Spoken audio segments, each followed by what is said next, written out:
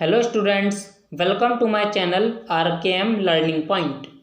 हमारा आज का टॉपिक है क्लास 10th की इंग्लिश की बुक फुटप्रिंट्स विदाउट फीट का chapter number 2 the thieves story. So let's start. इस स्टोरी में दो मेन कैरेक्टर्स हैं। पहला है एक चोर जिसने काफ़ी सारी सक्सेसफुल चोरियां की हुई है और उसकी एज है 15। दूसरा है अनिल जिसकी एज है 25 और वो काफ़ी सिंपल सा लड़का है। जब वो चोर अनिल से पहली बार मिलता है तो अनिल रेसलिंग मैच देख रहा था और उस चोर को भी ऐसे ही किसी पर्सन की तलाश थी, सिंपल पर्सन की, जिसे वो लूट सके। तो वो अनिल को मक्खन लगाते हुए कहता है कि तुम तो एक रेसलर जैसे नज़र आ रहे हो। तो अनिल काफ़ी एटीट्यूड में उसका रिप्लाई करता है कि हाँ, वो तो तुम भी नज़र आ रहे हो। तो उस चोर को तो अनिल को लूटना था, तो वो उसकी हाँ में हाँ मिलाते हुए कहता है हाँ, मैं पहले रेसलिंग किया करता था। जब अनिल उससे उसका नाम पूछता है तो अपना नाम हरी सिंह बताता है। हालांकि उसका नाम कुछ और था। वो हर महीने अपना नाम चेंज करता रहता है ताकि वो पुलिस से बच सके और जिस किसी को भी उसने पहले लूटा है उससे भी बच सके। अब वो दोनों रेसलिंग के टॉपिक पर बात करने लगते हैं, लेकिन उस चोर को रेसलिंग के बारे में ज़्यादा कुछ पता नहीं था, तो वो चुप हो जाता है और अनिल भी अपने घर जाने लगता है। अब वो चोर अनिल का पीछा करता है। थोड़ी देर बाद अनिल रुक कर पूछता है कि तुम मेरा पीछा क्यों कर रहे हो। तो वो कहता है कि मुझे कुछ काम चाहिए, मैं तुम्हारे साथ काम करना चाहता हूँ। तो अनिल मना करते हुए कहता है कि मेरे पास तो पैसे नहीं हैं तुम्हें देने के लिए। तो वो चोर कहता है अच्छा, तो तुम मुझे खाना खिला सकते हो। अनिल पूछता है क्या तुम्हें खाना बनाना आता है। तो वो चोर झूठ कह देता है कि हाँ, मुझे खाना बनाना आता है। तो अनिल कहता है अगर तुम खाना बना सकते हो तो मैं तुम्हें खाना खिला सकता हूँ। और अनिल उसे अपने घर ले जाता है जो कि जमुना स्वीट शॉप के ऊपर था। घर पहुंचकर अनिल चोर से कहता है कि वो बालकनी है, तुम वहां पर सो सकते हो। अब क्योंकि चोर ने उससे झूठ कहा था कि उसे खाना बनाना आता है, तो जब अनिल उससे खाना बनाने के लिए कहता है तो वो काफ़ी बेकार सा खाना बनाता है, जिसे अनिल एक बार टेस्ट करके फिर गली के डॉग्स को खिला देता है और उस पर गुस्सा भी करता है कि तुम्हें कुछ भी नहीं आता, तुम निकलो यहाँ से, जाओ। अब चोर कुछ भी रिप्लाई नहीं करता, बस खड़ा खड़ा स्माइल करता रहता है, जिसे देखकर अनिल को भी हंसी आ जाती है और वो कहता है अगर तुम्हें कुकिंग नहीं आती थी तो मुझसे कह देते, मैं तुम्हें सिखा देता।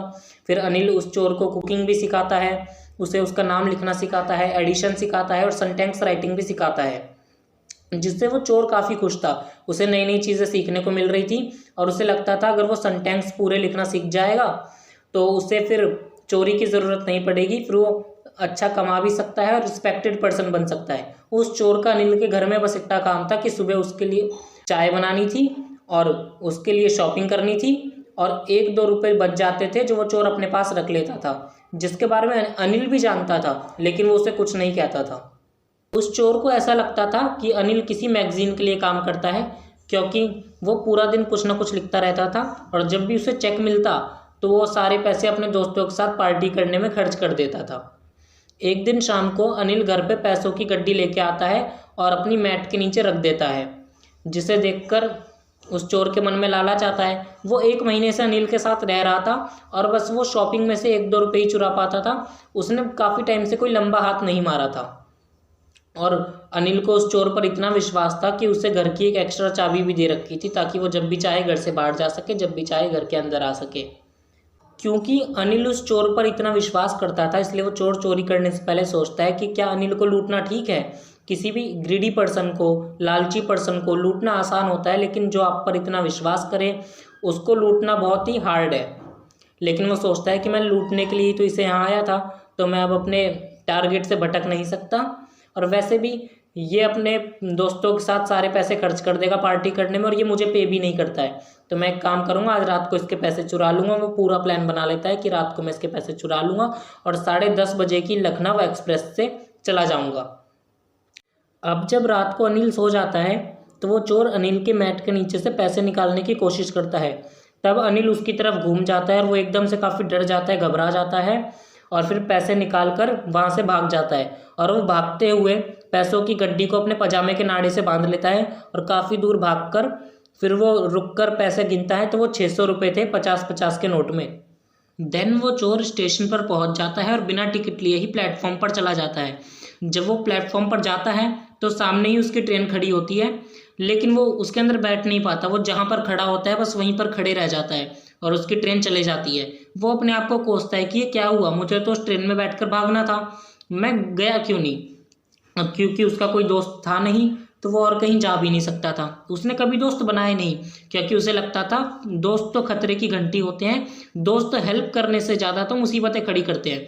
अब उसके पास इतने पैसे तो थे कि वो किसी होटल में रुक सकता था, लेकिन जैसे उसकी हालत थी, जैसे उसके कपड़े थे, होटल वाले ये सोचते कि इसके पास इतने पैसे आए कहाँ से, तो वो होटल भी नहीं जाता और बाज़ार में घूमने लगता है। उसने अपनी चोरी के करियर में ही सीखा था कि अगर किसी ग्रीडी पर्सन को लूटा जाए तो वो फियर का महसूस करता है, डर का महसूस करता है कि उसके पैसे कहीं दोबारा चोरी ना हो जाए। और अगर किसी रिच पर्सन को लूटा जाए तो वो एंग्री महसूस करता है कि उस मेरे पैसे कैसे चुरा लिए। और अगर किसी पुअर पर्सन को लूटा जाए तो वो एक्सेप्ट करता है कि कोई बात नहीं, अब पैसे चोरी हो गए तो हो गए, मैं क्या कर सकता हूँ। लेकिन अनिल कैसा फील करेगा? फिर वो सोचता है कि अनिल काफ़ी सैड फील करेगा, इसलिए नहीं क्योंकि उसके पैसे चोरी हो गए, बल्कि इसलिए कि जिस पर उसने इतना भरोसा किया उसी ने उसके पैसे लूट लिए। अब वो ऐसा सोचता सोचता एक मैदान में जाकर बेंच के ऊपर बैठ जाता है। अब वो नवंबर का महीना था तो उसे काफ़ी ठंड लग रही होती है और थोड़ी देर बाद बारिश शुरू हो जाती है। अब वो बारिश से बचने के लिए क्लॉक टावर के जाकर नीचे बैठ जाता है। उसके पैसे भी गीले हो चुके होते हैं। अब वो वहाँ बैठे बैठे सोचता है कि अगर मैं अभी घर पे होता और ये पैसे अनिल के पास होते तो वो सुबह मुझे सिनेमा देखने के लिए 2-3 रुपए देता, लेकिन अब तो सारे पैसे मेरे पास हैं, मैं इनसे जो चाहूँ वो कर सकता हूँ। अब कुछ हफ्ते तो मेरे इन पैसों से आराम से निकल ही जाएंगे, ना ही मुझे अनिल के लिए चाय बनानी पड़ेगी, ना ही शॉपिंग पर जाना पड़ेगा और ना ही सेंटेंस सीखना पड़ेगा। लेकिन फिर उसे याद आता है, अरे मैं तो सेंटेंस लिखना भी सीख नहीं पाऊंगा, अब मैं अपने दम पर पैसे कैसे कमाऊंगा? अगर मैं सेंटेंस लिखना सीख जाता तो मुझे चोरी करने की ज़रूरत ही नहीं पड़ती, मैं एक रिस्पेक्टेड पर्सन बन पाता। क्योंकि चोरी करना आसान है लेकिन एक रिस्पेक्टेड पर्सन बन पाना बहुत मुश्किल है। अभी तो मेरे पास 50-50 के नोट है, लेकिन अगर मैं सेंटेंस राइटिंग सीख जाता तो मेरे पास शायद 100-100 के नोट भी हो सकते थे। ये सोचकर फिर वो घर वापस चले जाता है, पैसे वापस से अनिल की चटाई के नीचे रख देता है और सो जाता है। और सुबह जब वो उठता है तो अनिल ने पहले ही चाय बना रखी होती है और वो चोर की तरफ हाथ करता है जिसमें अनिल की 2 उंगलियों के बीच में 50 रुपए का नोट था। और अनिल उससे कहता है, अब से तुम्हें तुम्हारे काम के लिए रोज़ पैसे मिलेंगे और आज से हम सेंटेंस बनाना सीखेंगे। अब क्योंकि वो नोट गीला था इसलिए चोर समझ जाता है कि अनिल को पता लग चुका है मैंने पैसे चुराए थे, लेकिन अनिल ये बात दिखाता नहीं कि उसे पता लग चुका है। और इस बार वो चोर फिर से स्माइल करता है, लेकिन इस बार स्माइल वो दिल से करता है, उसे इस बार स्माइल करने के लिए एफर्ट्स की ज़रूरत नहीं पड़ रही थी। तो बस चैप्टर हमारा यहीं पूरा होता है, बस इतनी स्टोरी थी हमारी। और ऐसी ही और चैप्टर्स की स्टोरी वीडियो के लिए इस वीडियो को लाइक करें और चैनल को सब्सक्राइब करें। मिलते हैं नेक्स्ट वीडियो में।